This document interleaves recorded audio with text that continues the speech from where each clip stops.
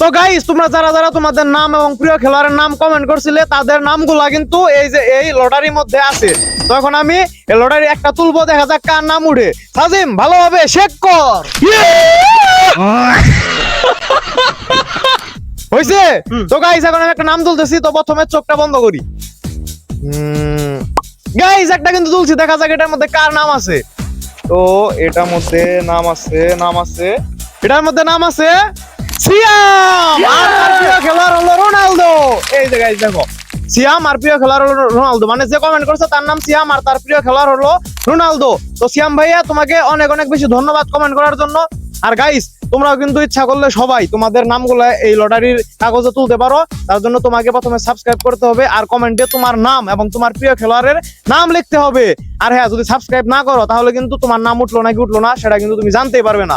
তাই বেশি বেশি সাবস্ক্রাইব করো। সাবস্ক্রাইব।